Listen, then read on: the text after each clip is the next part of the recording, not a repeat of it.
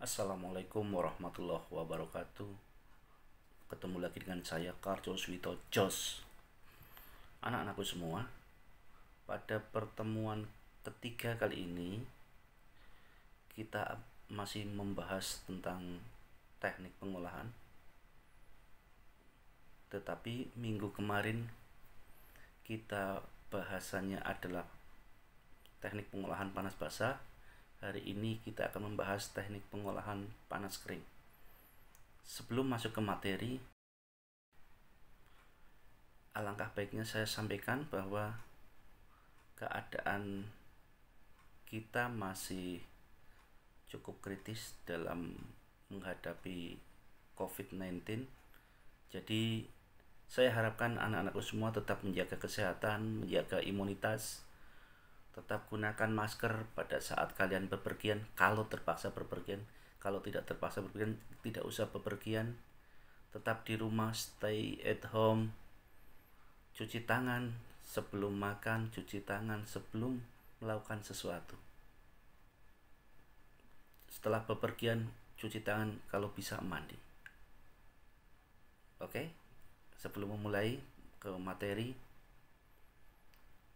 jangan lupa klik tombol subscribe, terus klik lonceng, terus like dan komen jika kalian menginginkan hal-hal yang penting, atau jika ingin mengomentari video pembelajaran ini, share atau bagikan kepada teman-teman kalian yang lain di sekolah. Minggu kemarin kita telah membahas teknik pengolahan makanan panas basah.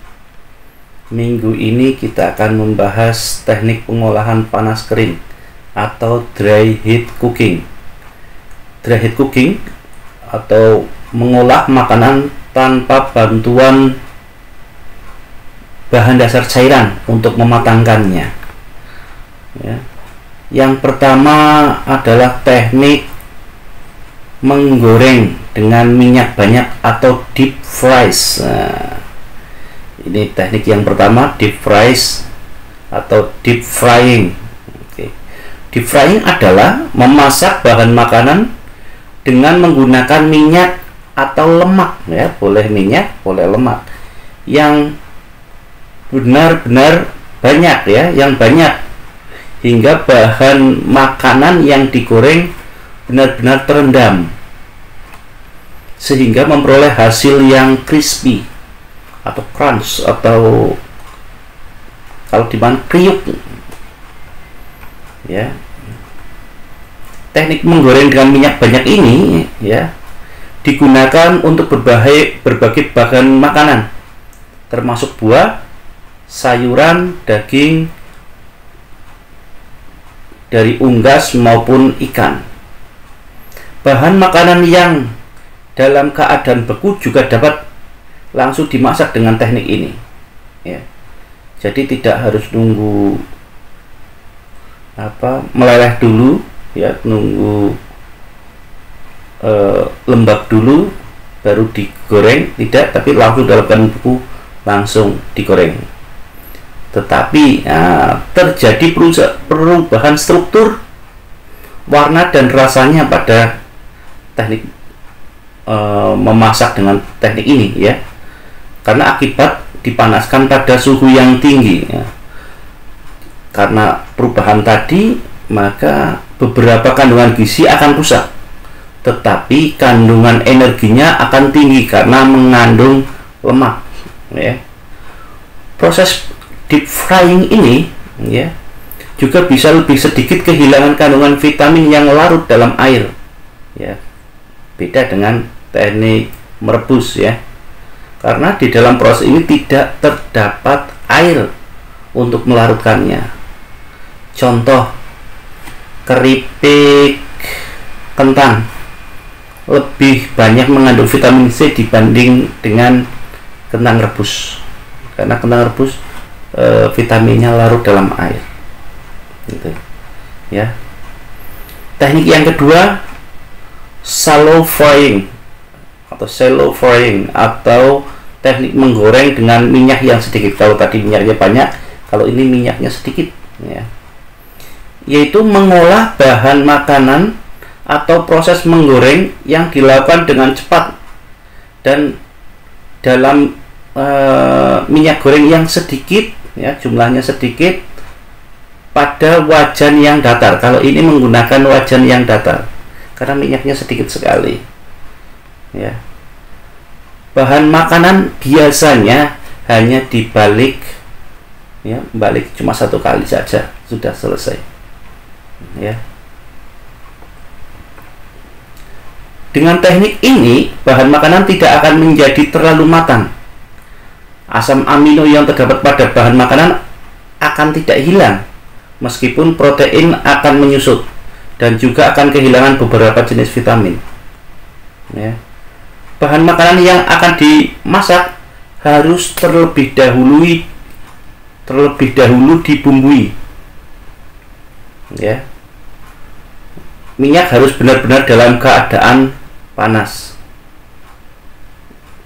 Itu jadi teknik shallow frying seperti itu. Nah, teknik yang ketiga adalah tumis atau sautéing, ya. Teknik memasak dengan menggunakan sedikit minyak, ya, sedikit minyak olahan dan bahan makanan yang telah dipotong kecil-kecil atau diiris tipis-tipis, ya, yang dikerjakan dalam waktu sebentar dan cepat, diaduk-aduk, serta ditambah sedikit cairan sehingga sedikit berkuah atau agak basah. Biasanya untuk menghasilkan makanan yang sehat menggunakan minyak zaitun atau minyak canola.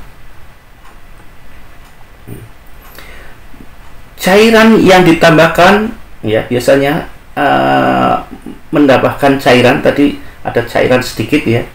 Biasanya yang ditambahkan adalah saus atau krim atau sejenisnya yang dimasukkan pada saat terakhir, jadi tidak di awal tapi dimasukkan di akhir sebelum proses pemasakan selesai.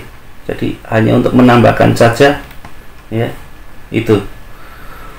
Potong bahan makanan, dipersiapkan terlebih dahulu, panaskan wajan terlebih dahulu, kemudian isi minyak, ya, isi minyak goreng dalam keadaan sedikit saja, jumlah sedikit saja, dan panaskan.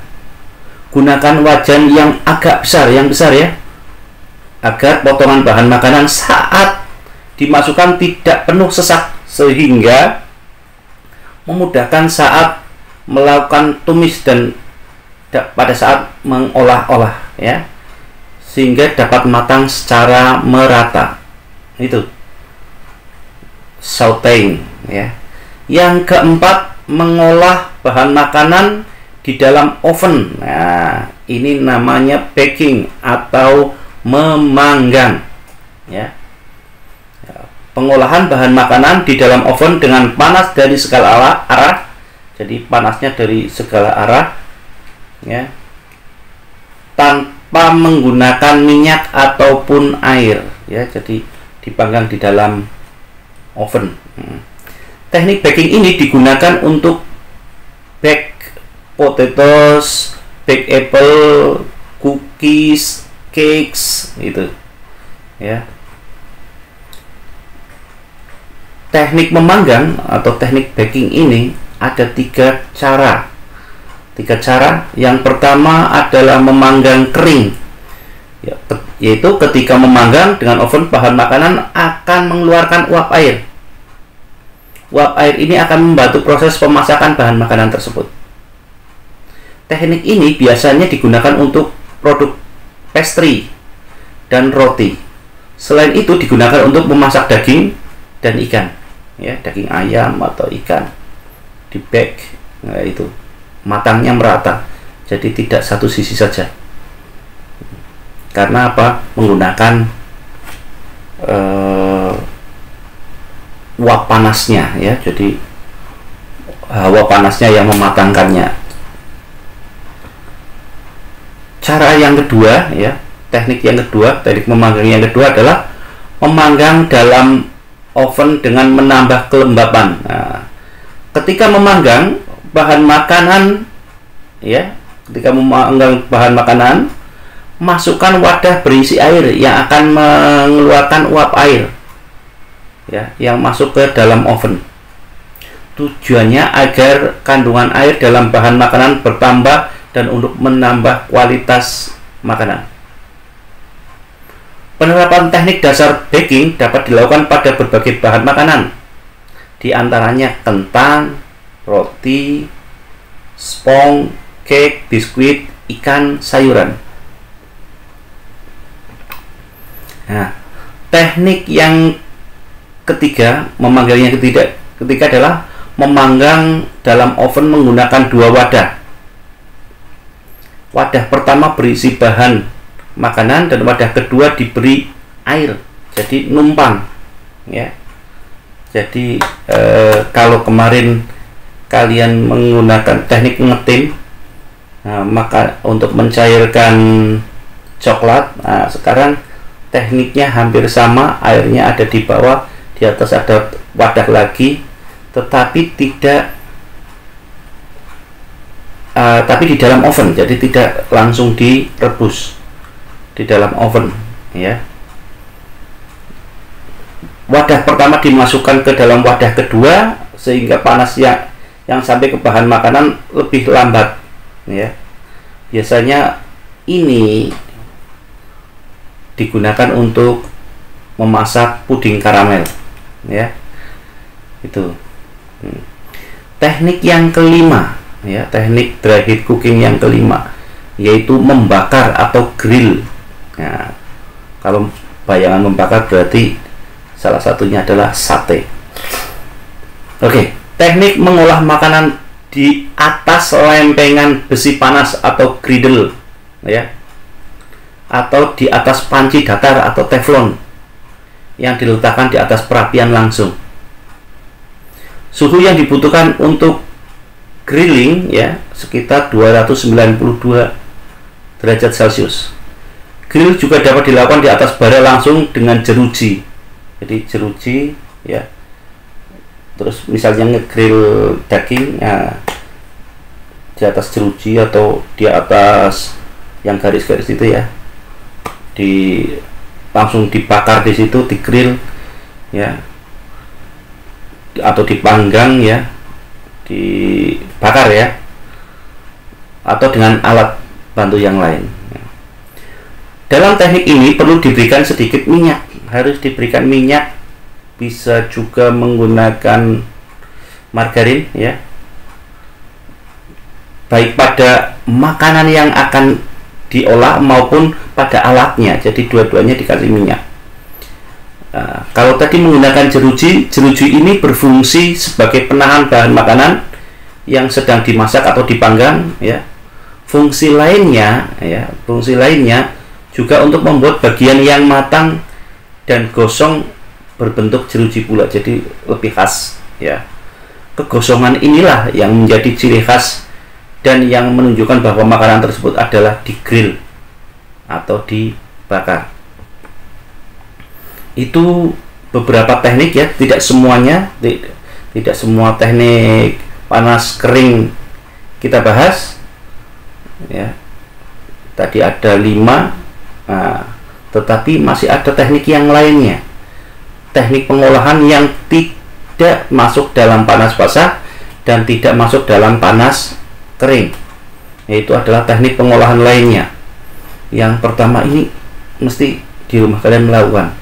Yang pertama adalah menghaluskan, ya, membuat bahan makanan atau bahan pangan menjadi halus dengan bantuan alat, bisa blender, bisa parutan, maupun dengan cara diulek, ya. Contoh menghaluskan, membuat jus buah, itu menghaluskan, ya.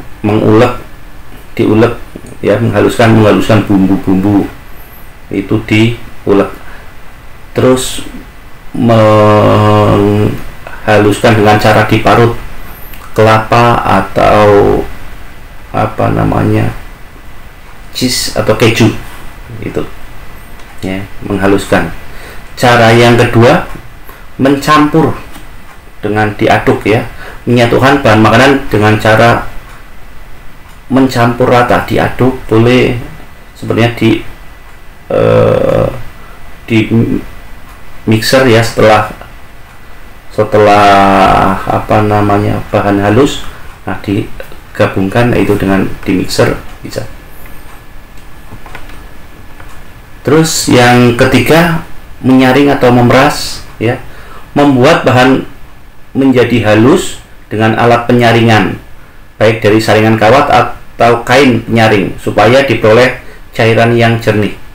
Contoh, membuat santan pada saat setelah diparut atau dihaluskan, lah diambil airnya dengan cara disaring.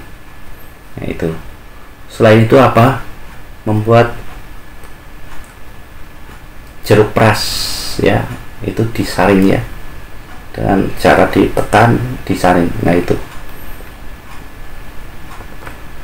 Terus ada teknik lagi, ini saya bingung ini teknik apa bukan, tapi ini termasuk teknik ya, maksudnya ini tidak melakukan apa-apa ya, yaitu dengan tidak dimasak atau tidak diolah apa-apa ya, hanya dipotong-potong kecil atau malah tidak dipotong, hanya dikupas, mungkin malah bahkan tidak dikupas ya, yaitu tidak dimasak atau raw food.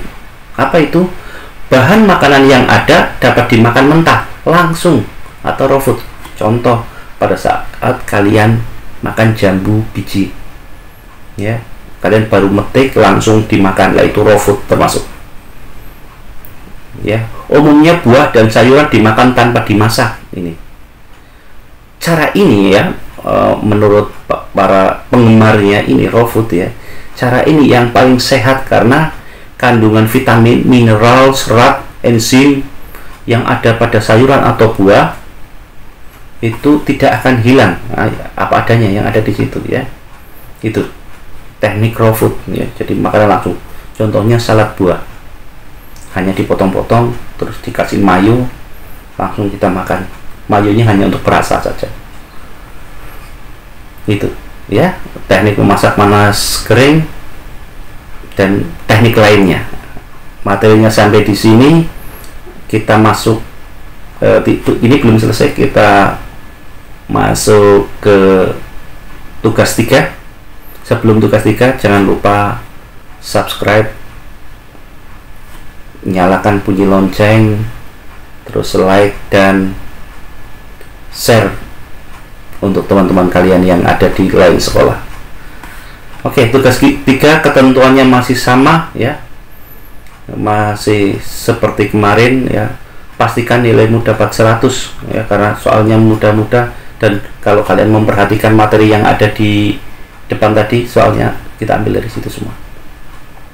Tugas 3, perhatikan gambar di samping. Nomor 1, agar menghasilkan gurih dan crispy, teknik pengolahan yang tepat adalah A. Deep frying, B. Shallow frying, C. sauteing, D. baking. Perhatikan ya. Nomor 2, alat masak yang digunakan pada teknik shallow frying adalah A. panci, B. griddle, C. wajan cekung, D. wajan datar. 3. Pada teknik shallow frying, bahan makanan yang digoreng biasanya dibalik berapa kali? Nah, tadi sudah saya sampaikan ya. Untuk menghasilkan makanan yang sempurna, A. tidak dibalik ya, B. dibalik sekali, C. dibolak-balik agar tidak gosong, D. dibalik 4 kali. Oke, soal keempat, agar menghasilkan masakan yang sehat ya, agar menghasilkan masakan yang sehat, minyak yang digunakan saat menggoreng dengan sauteing adalah, tadi sudah saya bacakan, tadi sudah saya sampaikan, yaitu A. kelapa sawit, B. minyak kelapa, C. minyak zaitun, D. minyak kemiri. Yang kelima, penambahan saus atau krim pada saat memasak dengan teknik saute ya, sauteing dimasukkan pada saat kapan? A. sebelum bahan disaute, B. bersamaan dengan bahan masakan pada saat masukkan, C. bersamaan dengan bumbu, D. di akhir proses memasak. Nomor 6, berikut ini yang bukan merupakan salah satu teknik memanggang adalah A. Memanggang kering, B. Memanggang dengan menambah saus, C. Memanggang dengan menambah kelembapan, D. Memanggang menggunakan 2 wadah. Nomor 7. Bukarjo akan membuat puding karamel. Sebaiknya Bukarjo menggunakan teknik apa? Ya, kalau membuat puding karamel. A. Memanggang kering, B. Memanggang dengan menambah saus, C. Memanggang dengan menambah kelembapan, D. Memanggang menggunakan 2 wadah. 8. Berikut ini adalah alat yang digunakan untuk memasak dengan teknik grilling. Ya, grilling. Kecuali A. Oven, B. Griddle, C. Teflon, D. jeruji. 9. Nah, lihat alat masak di samping, ya. Alat pengolahan di samping. Alat memasak di samping paling tepat digunakan untuk teknik memasak apa? A. Mencampur, B. Raw food, C. Memeras, D. Menghaluskan. Nomor 10. Salad buah yang langsung dimakan menggunakan teknik apa? Kalau makan salad buah, ya. A. Mencampur, B. Raw food, C. Memeras, D. Menghaluskan. 10 soal. Jika kalian sudah tulis di selembar kertas, pindahkan ke Google Classroom kalian, ya, di Google Form. Pindahkan kertasnya, jangan sampai hilang, dikumpulkan pada saat kalian masuk di mid semester besok. Terima kasih. Cukup sekian. Jangan lupa subscribe. Assalamualaikum warahmatullahi wabarakatuh.